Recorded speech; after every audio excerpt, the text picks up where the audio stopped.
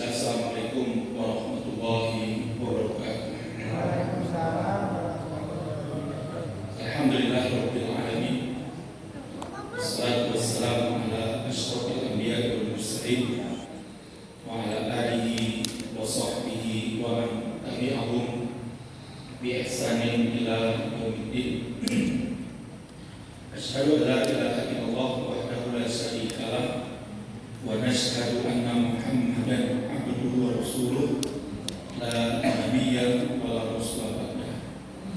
Yaqulu Allah tabaraka wa ta'ala ya ayyuhalladzina amanu taqullaha haqqa tuqatih wa la tamutunna illa wa antum muslimun. Wa qala Rasulullah sallallahu alaihi wasallam inna asdaqal hadits kitabullah wa inna afdalal hadi Muhammadin sallallahu alaihi wasallam wa inna syarral umuri muhdatsatuha wa kullu muhdatsatin bid'ah wa kullu bid'atin dhalalah wa kullu dhalalatin finnar. Bapak Ibu sekalian, para ikhwan dan akhwat yang mudah-mudahan dimuliakan oleh Allah Subhanahu wa taala. Alhamdulillah, pada malam hari ini kita kembali bersyukur kepada Allah Subhanahu wa taala bisa melaksanakan salat maghrib berjamaah dan kemudian kita lanjutkan kajian kita dan kita masih membahas kitab Syakhsiyatul Muslim, kepribadian seorang muslim. Kemarin kita sudah membahas pribadi kedua, bahwa seorang muslim dia harus mentaati perintah Rabbnya, perintah Allah Subhanahu wa taala. Dan kemarin sudah kita bahas bahwasanya Allah ketika menurunkan syariat itu disepakati oleh para ulama ada 5 hukum. Yang pertama, kalau perintah ada 3 hukumnya. Ada hukum yang tingkatannya wajib, kemudian yang kedua di bawah wajib namanya ada sunnah, kemudian di bawah sunnah namanya adalah mubah. Jadi kalau urusannya perintah, maka ada 3 hukum yang disepakati oleh para ulama. Jadi ada perintah Allah yang hukumnya tingkatannya adalah wajib, dan ada perintah Allah yang tingkatannya tidak sampai kepada hukumnya wajib, tapi hukumnya adalah sunnah. Kemudian yang ketiga, hukumnya tidak wajib dan hukumnya juga tidak sunnah, tapi hukumnya adalah perkara yang mubah, Adapun kalau larangan, kalau tingkatannya adalah bentuk syariatnya adalah larangan, maka ada 2 hukum di dalamnya. Ada larangan Allah yang tingkatannya sampai pada tingkat tahrim, tingkatnya adalah haram, dan di bawah haram tingkatannya adalah makruh. 5 hukum inilah yang disepakati oleh para ulama. Tidak ada hukum yang keenam atau hukum yang ketujuh atau hukum yang ke-8. Nah, oleh sebab itu Bapak Ibu sekalian, tugas kita sebagai seorang muslim adalah mempelajari, wajib untuk mempelajari mana perintah Allah yang tingkatannya wajib, mana yang tingkatannya adalah sunnah, dan mana yang tingkatannya adalah mubah. Dan mana yang larangan Allah tingkatannya sampai dan mana yang tingkatannya tidak sampai kepada derajat haram tetapi derajatnya adalah makruh. Dan para ulama sudah membahas dan mengkaji. Mereka sudah menulis ratusan ribu kitab untuk mengeluarkan hukum-hukum yang ada di dalam Al-Quran dan hukum-hukum yang ada di dalam hadis Nabi, yang jumlahnya ada ribuan. Walaupun para ulama sepakat tidak semua ayat di dalam Al-Quran itu mengandung hukum, tidak semua. Sebagian mayoritas ulama mengatakan hanya 500 ayat saja di dalam Al-Quran yang mengandung ayat-ayat hukum. Adapun hadis Nabi yang jumlahnya sampai ribuan, bahkan sampai puluhan ribu. Bahkan Imam Ahmad menghafal lebih kurang 1 juta hadis Nabi. Imam Ahmad. Imam Al-Zur'ah juga sama. Beliau menghafal hadis sekitar 1 juta hadis Nabi. Imam Bukhari menghafal hadis Nabi sekitar 700.000 hadis. Walaupun yang termaktub di dalam Sahih Bukhari hanya sekitar 8.000 hadis saja. Tapi Imam Bukhari dalam atlas hadis Nabi disebutkan beliau menghafal lebih kurang sekitar 700.000 hadis. Walaupun yang termaktub di dalam Sahih Bukhari itu hanya sekitar 8.000 hadis saja. Imam Muslim itu menghafal hadis lebih kurang sekitar 400.000 hadis. Walaupun yang termaktub di dalam Sahih Muslim sekitar 4.000-an atau 5.000-an hadis Nabi. Nah, pertanyaannya, berapa hadis yang kita hafal? Maka para ulama mengatakan bahwa kata Imam An-Nawawi, minimal kita seorang muslim ini menghafal hadis 40 hadis Nabi. Maka nanti silakan bapak-bapak, ibu-ibu kalau ada acara-acara event-event kayak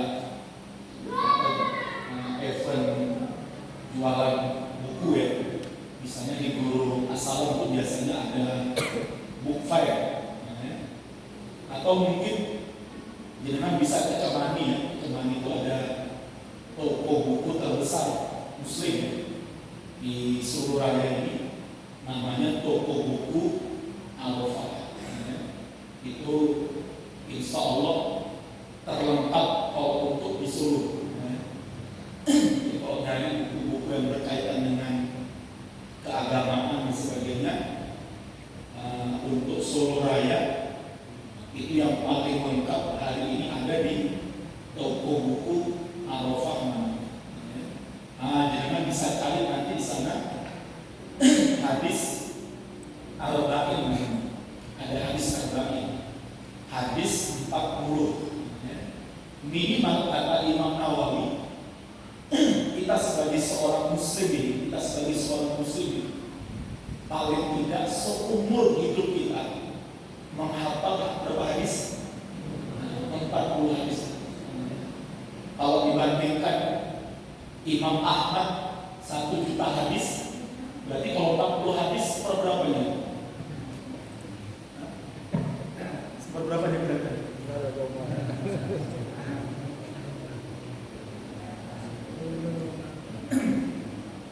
Seberapa juta? Imam Ahmad menghafal 1 juta hadis. Nah, kalau kita menghafal 40 hadis berarti nah itu 0,0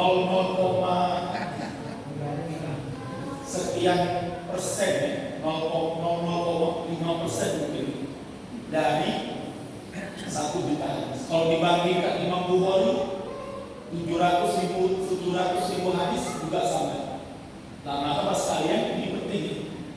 Nah, makanya dulu kalau kita baca dalam sejarahnya, Pak, orang baru disebut sebagai Al-Hafiz itu bukan hafal Quran. Jangan baca dalam kitab-kitab usulul hadis ya. Dulu istilah hadis, istilah al-hafiz ya, ulama itu hafiz itu kalau menghafal minimal 100.000 hadis dia disebut hafiz. Karena dulu para ulama masa dulu yang namanya hafal Quran itu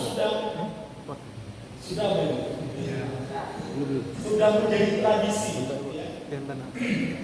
Dulu hafal Quran itu tradisi. Ya, jadi kalau dulu ada ulama nggak menghafal ayat, nggak menghafal Al-Quran, itu nggak disebut dengan ulama.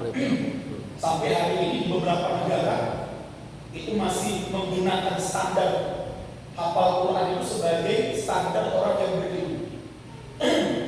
Ada murid kita yang sedang belajar di Mauritania. Di Mauritania di Afrika paling barat, paling ujung, sudah berbatasan langsung dengan Selat Atlantis. Dengan kalau dia nanti di peta itu ada Maroko, ada Mauritania di sebelah ini. Itu sudah Afrika yang paling barat, Afrika yang paling ujung. Setelahnya udah nggak ada lagi negara ini, tinggal Laut Hitam ini. Lah mahasiswa Indonesia kita ada puluhan di Mauritania. Mudah-mudahan nanti anak dengan bisa belajar ke Mauritania. Di Mauritania ini, Pak, ada murid kita di sana, alumni Mahat Ali Abdul. Kita kirimkan ke Mauritania sudah 1 tahun ini, sudah 1 tahun setengah ini. Beliau di Mauritania. Beliau WA saya, Ustaz, di Mauritania seorang itu tidak dianggap dokter kalau nggak hafal Al-Quran. Jadi kalau di Mauritania sana ada orang punya gelar akademik dokter, gelarnya profesor, nggak hafal Quran, itu diketawain sama anak-anak SD. Dokter nggak hafal Quran. Lah kita kan biasa ya. Kita di Indonesia ini biasa, Pak, profesor, dokter, nggak bisa ngaji, biasa. Kalau di Mauritania, orang punya gelar profesor, gelar dokter, nggak hafal Quran, nggak dianggap ulama, nggak dianggap ulama. Kalau kita kan di Indonesia, berapa banyak gelar profesor, gelar dokter, suruh ngaji, nggak bisa. Bahkan saya pernah ketemu di Kalimantan ya. Waktu saya safari dakwah di Masjid Istiqomah Pertamina Balikpapan,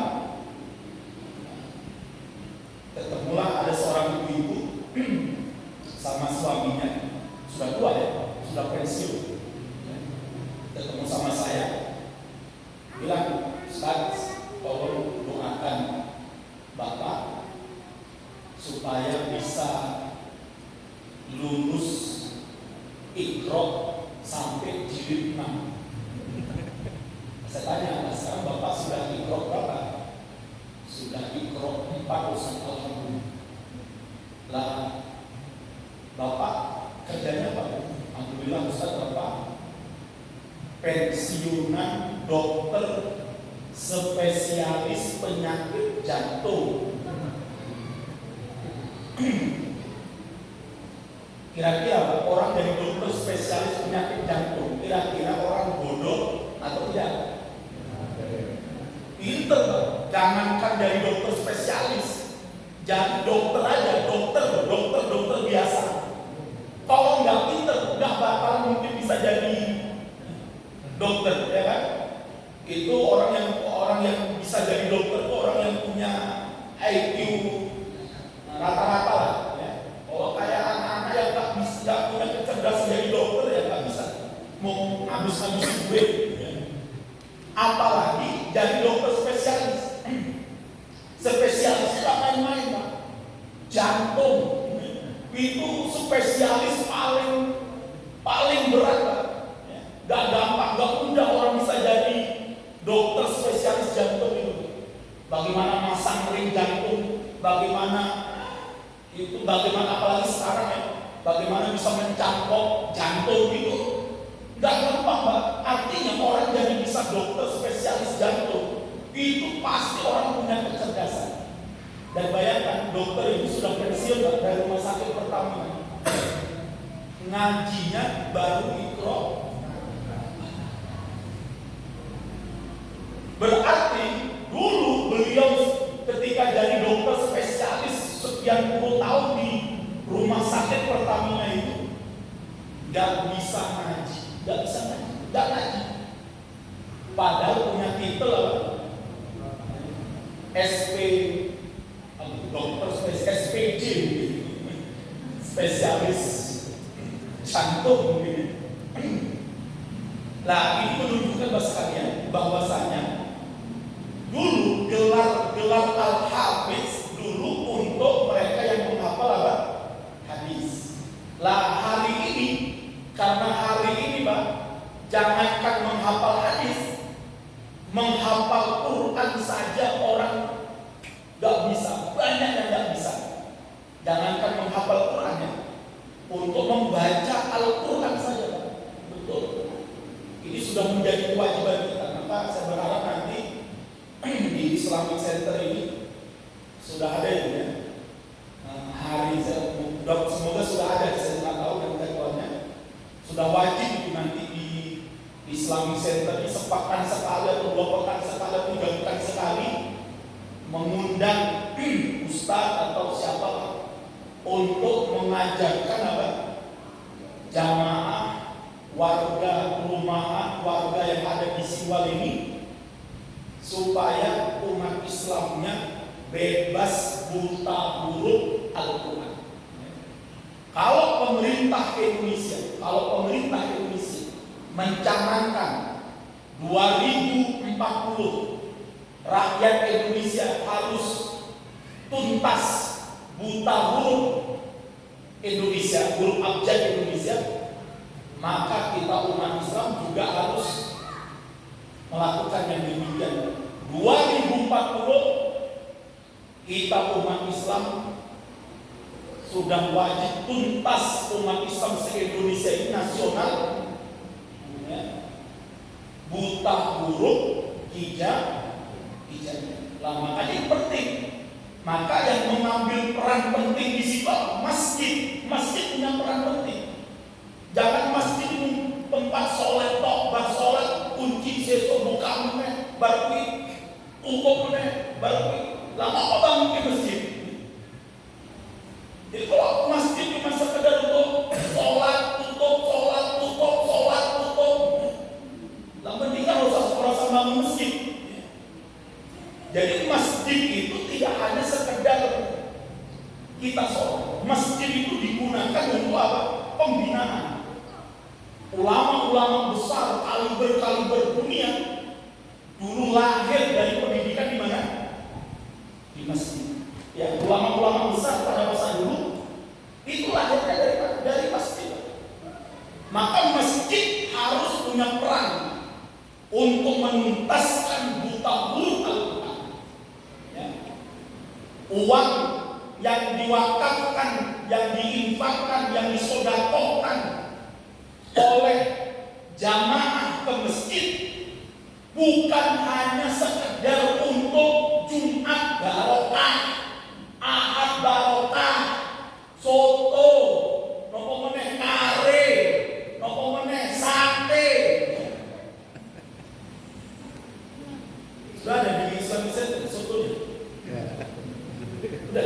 Udah berat.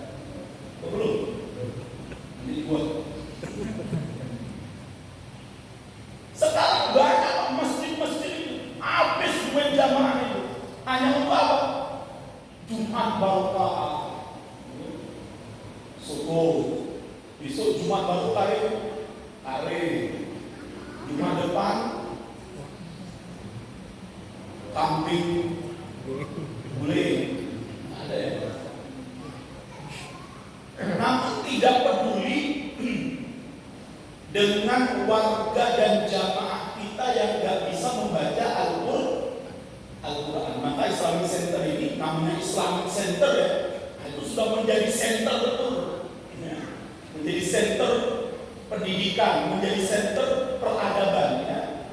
Dibuat aja nanti, misalnya dibedakan dulu ibu-ibu hari apa khusus ibu-ibu ya, supaya yang bisa baca, yang sudah bisa baca Quran nanti lebih baik lagi makhraj hurufnya, lebih baik lagi di dalam melafalkan huruf-hurufnya, kemudian bagaimana melancarkan bacaannya. Yang belum bisa, bagaimana bisa membaca Al-Quran. Hari ini Pak, mayoritas umat Islam itu nggak bisa baca. Sampai mahasiswa UMS, dulu ada teman saya di UMS itu, namanya siapa namanya, kuliah S2 saya, dia ditugaskan di Pondok Sobron, di Pondok Sobron. Dia bilang sama saya, Ustaz, jadi kan mahasiswa UMS itu kan wajib ya, setiap mahasiswa UMS itu wajib mengikuti program pendidikan di Sobron dalam setiap kuliah mereka di sana. Satu pekan atau berapa? Itu cerita sama saya, namanya Ustaz Tulkon gitu, orang dari NTB masalah saya. Itu cerita sama saya, mahasiswa UMS yang diterima di UMS Pak, itu lebih dari 80% ketika dites dibaca Quran nggak bisa baca Quran. Itu mahasiswa UMS. Bahkan kakak saya itu dosen di IAIN, sekarang dari UIN Salatiga, sekarang dekan di Fakultas Usuluddin. Itu cerita sama saya, kamu tahu nggak kata kakak saya? Ketika kakak saya itu menseleksi calon pegawai negeri sipil di Kabupaten Semarang, kakak saya itu penyeleksinya. Itu calon-calon PNS ini Mbak, di Kementerian Agama itu ketika dites sama kakak saya suruh baca Al-Quran, itu 5 dari 10 calon pegawai negeri sipil gak bisa baca Quran. Padahal kata kakak saya punya gelar SAG, sarjana alam goib, atau sarjana anggo aja gitu di kelasnya, punya gelar SPD. Tapi ketika kakak saya suruh baca, coba kamu baca Quran, nggak bisa. Bahkan lebih parah lagi kata kakak saya, suruh nulis huruf hijaiyah, nggak bisa. Bayangkan kan? Itu calon pegawai negeri sipil punya gelar sarjana, sama kakak saya dikasih kertas, coba tulis huruf jim, bingung dia, jim, malah dibuat huruf ain kata kakak saya. Itu menunjukkan Pak, hari ini masyarakat kita umat Islam ini mayoritas masih buta huruf Al-Quran, nggak bisa ngaji, nggak bisa baca Quran. Bahkan yang bisa baca Quran belum tentu bisa menulis huruf Al-Quran. Kira-kira siapa yang pernah khotam nulis huruf Al-Quran? Kalau khotam baca Quran, saya yakin kalau khotam baca Quran Insya Allah kita yang hadir malam ini insya Allah pernah menghatamkan Al-Quran, terutama bulan Ramadan. Tapi pertanyaannya, siapa di antara kita yang hari ini pernah khotam nulis huruf-huruf Al-Quran? Itu lebih berat lagi, Pak. Lantas bagaimana kalau kita mau menghafalnya? Bagaimana kalau kita mau memahami tafsirnya? Apalagi sampai merealisasikan hukum-hukum yang ada di dalam Al-Quran. Tentunya masih jauh yang kita harapkan. Nah, oleh sebab itu maka masjid yang sudah dibangun ini, yang merupakan wakaf dari umat Islam, maka saya meminta kepada takmir, kepada para para pengurus ya, daripada nadir ya, nadir penerima wakafnya ini, saya berharap benar-benar kita jadikan betul Islamic Center Siwal ini benar-benar menjadi apa? Center peradaban Islam, terutama di desa Siwal. Jadi kalau dulu orang bicara Islam untuk wilayah Baki itu selalu yang disebut warung. Saya ngisi mana-mana, Ustaz, asalnya dari mana? Saya bilang mertua saya warung. Terkenal Pak Ustaz. Warung itu terkenal Islam. Tapi kalau disebut Siwal, kita dulu orang kalau bicara keislaman, Mbak, selalu tahunya mana? Warung ya, warung tengah itu. Ya, saya berapa kali di situ, Mbak ya. Ketika ditanya dari mana, saya bilang mertua saya orang warung. Masya Allah, itu terkenal, bisa bukan dulu. Pak Fajri, bisa bukan itu tokoh-tokoh nama dia top itu. Kalau dari mana Siwal, kita aja Siwal. Lah oleh sebab itu Pak sekalian, sekarang warung sudah mulai terkikis, ya. Pamor udah mulai terkikis sekarang warung itu. Apalagi setelah tokoh-tokoh tuanya sudah mulai malah meninggal ya, wafat dan banyak sekali paling yang tersisa Pak Saikon ya. Kemudian siapa lah ya, yang lain, yang sepuh-sepuh, yang tokoh-tokoh, yang apa dulu Pak siapa itu sudah pada wafat semuanya. Ya sehingga akhirnya sekarang pamor warung itu sudah mulai berkurang pamornya dia. Alhamdulillah sekarang warung masih terjaga pamornya karena ada pondok. Ada pondok Anu di situ, itu masih terjaga lah, sehingga orang-orang dari mana-mana warung ada pondok Anu. Maka saya berharap Siwal ini ya, desa Siwal ini kita bangkitkan peradaban Islamnya dengan adanya Islamic Center ini. Maka mari para nadir, para penerima wakaf betul-betul kita manfaatkan. Pastikan ya, nanti kedepannya semua ibu-ibu ya, ibu-ibu ini bisa kita undang nanti yang rame-rame ya. Ajak pengajian kan banyak masjid-masjid di Siwal ini, kita kumpulkan ini setiap malam-malam dan kemudian kita undang para ustadznya untuk kemudian untuk sama-sama kita mengkaji dan mempelajari ayat-ayat Al-Quran, sehingga kedepannya Bapak sekalian yang mudah-mudahan dimuliakan oleh Allah, di desa Siwal ini kita berharap anak-anaknya dan orang tuanya mereka bisa bebas dari buta huruf Al-Quran. Apalagi anak-anak kita sekarang ya, mereka sudah dijejali yang namanya HP, gadget, ya, media-media sosial, sudah disuruh ngaji, sudah berat sekali kan. Apalagi sekarang kan pendidikan itu sudah sampai sore ya. Kalau dulu kan di lembaga-lembaga pendidikan negeri dulu, ya, dulu sekolah sampai jam 2 siang, sore anak-anak bisa lah, bisa TPA, bisa TPI. Sekarang ya, sekarang sekolah sampai jam 4 sore, sekolah sampai jam 5 sore, sehingga akhirnya banyak TPA, TPI yang sekarang apa?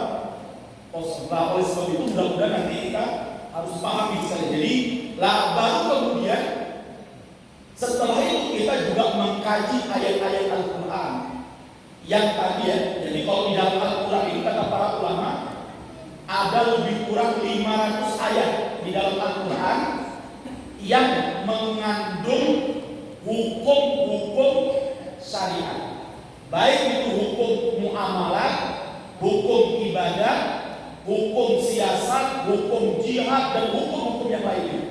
Ada pun hadis Nabi, dari sekian ratus ribu hadis Nabi, kata para ulama, hadis-hadis yang mengandung hukum itu sekitar 2000 sampai 2500 hadis Nabi. Nah, itu kemudian sudah dikaji oleh para ulama.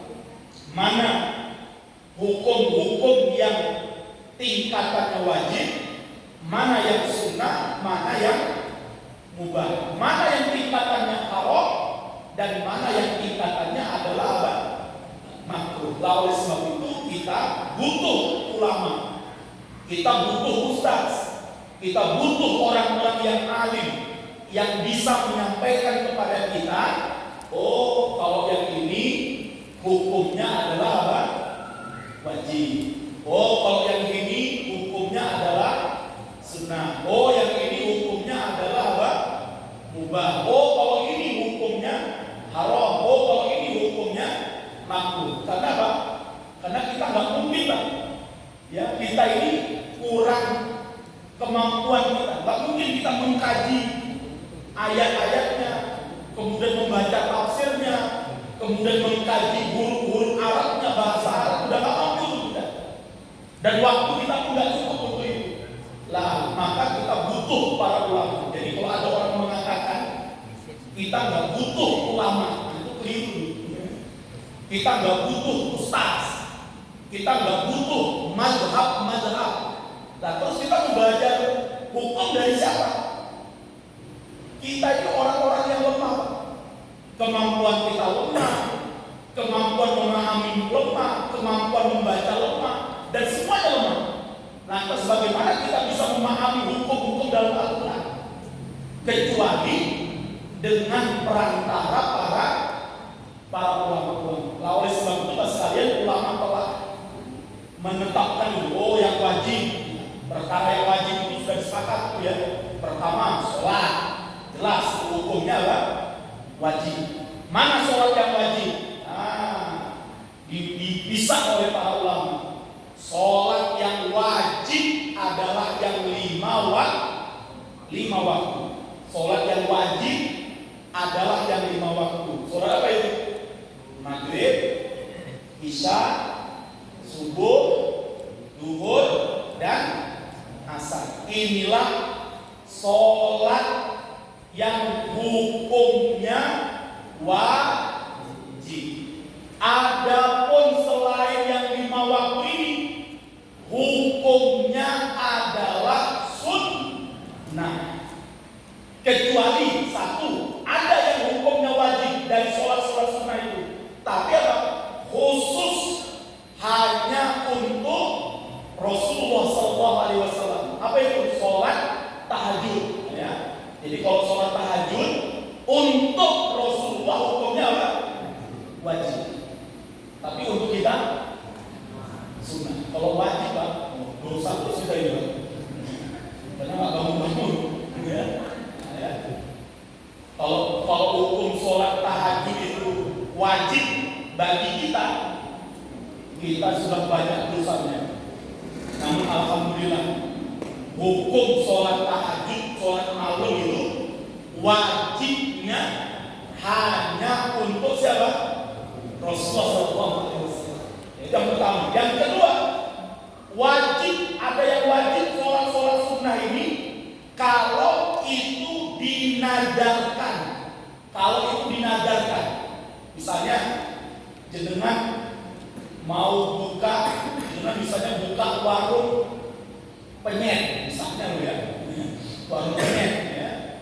Kemudian jenengan bernadar kepada Allah, ya Allah, kalau nanti omset saya jual tempe penyet rasa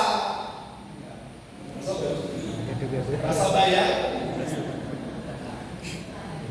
kalau nanti ya Allah saya bernadar ya Allah, kalau nanti omsetnya bisa mencapai dalam sehari 5 juta, maka ya Allah saya akan sholat tahajud 11 rakaat setiap malam 1 bulan.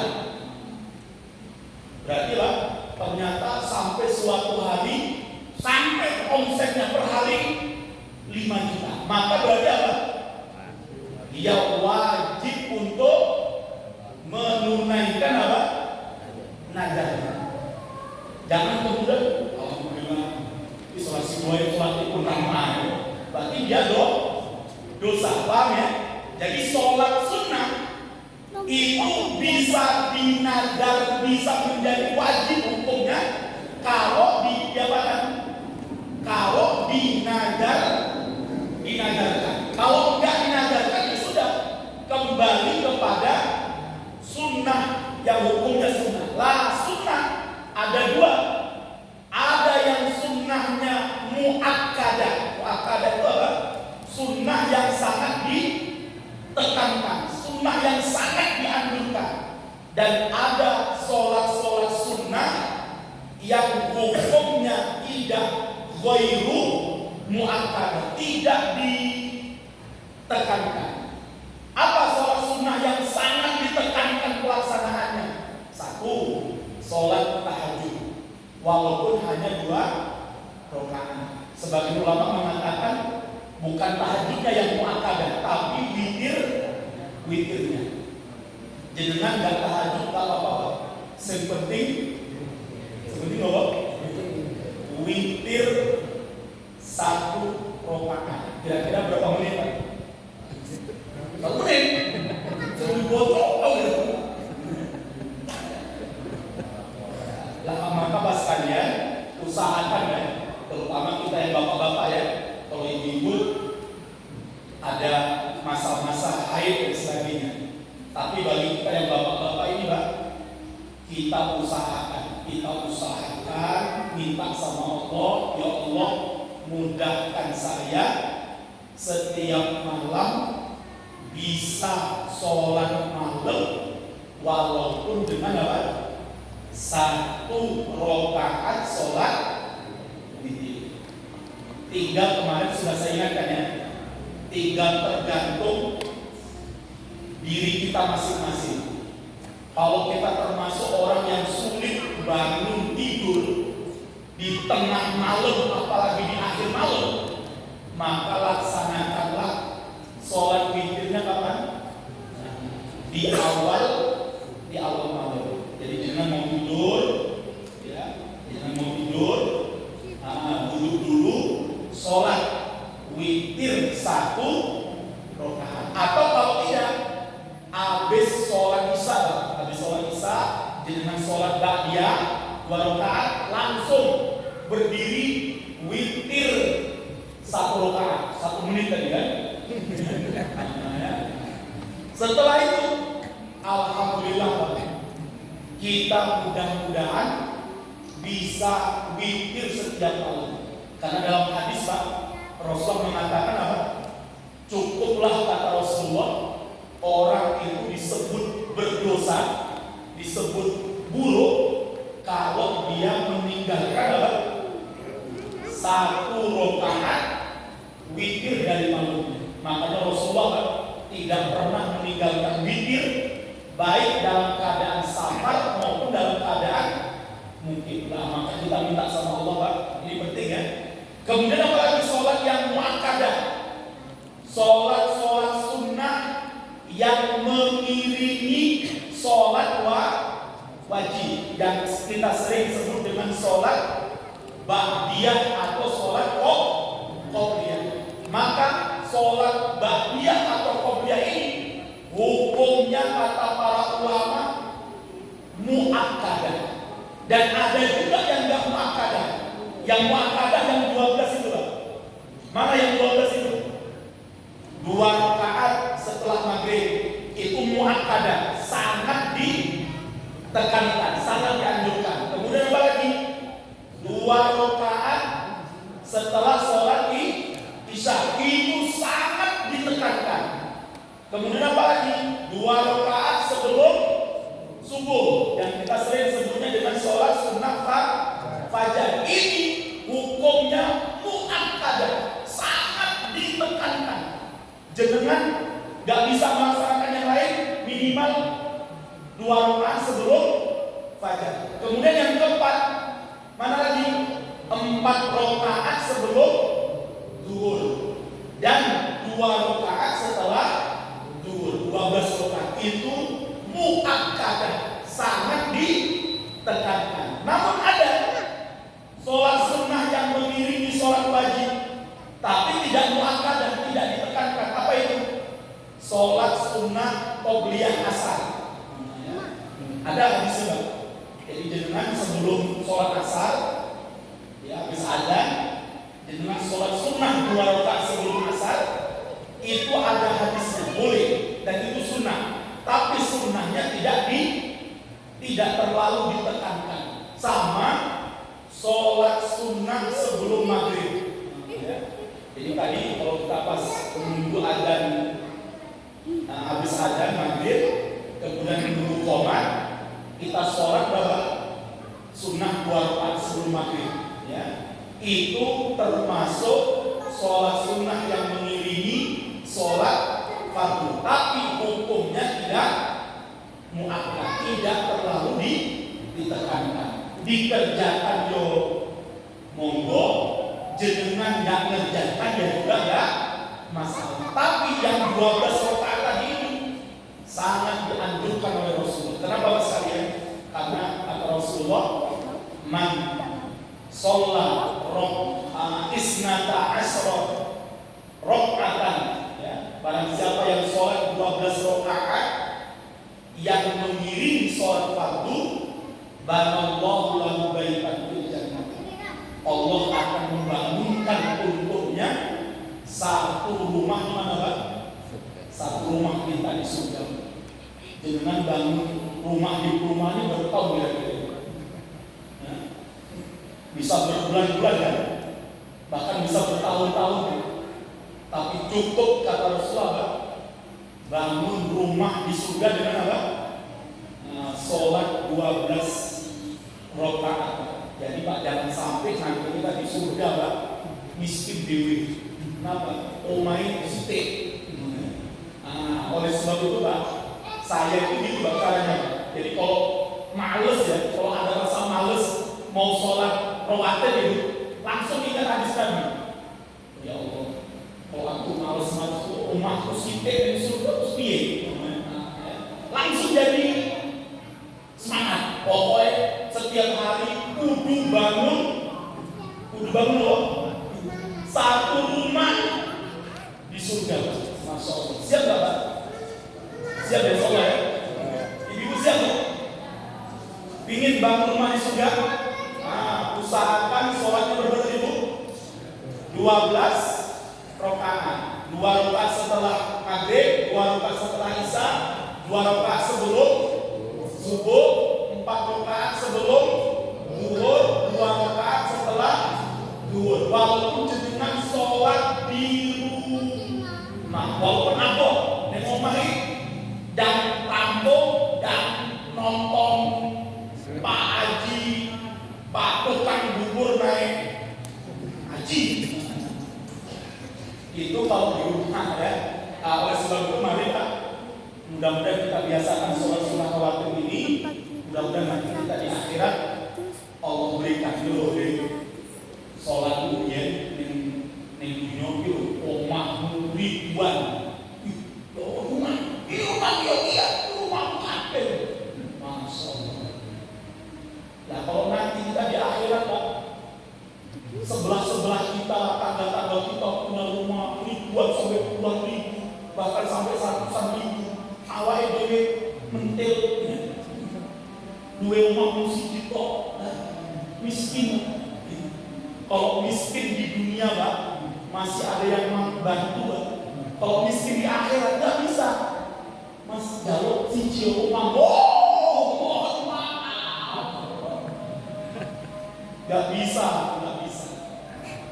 Kalau di dunia Pak, kita miskin, insya Allah masih ada yang bantu. Tapi miskin di surga Pak, nggak ada yang bantu Pak.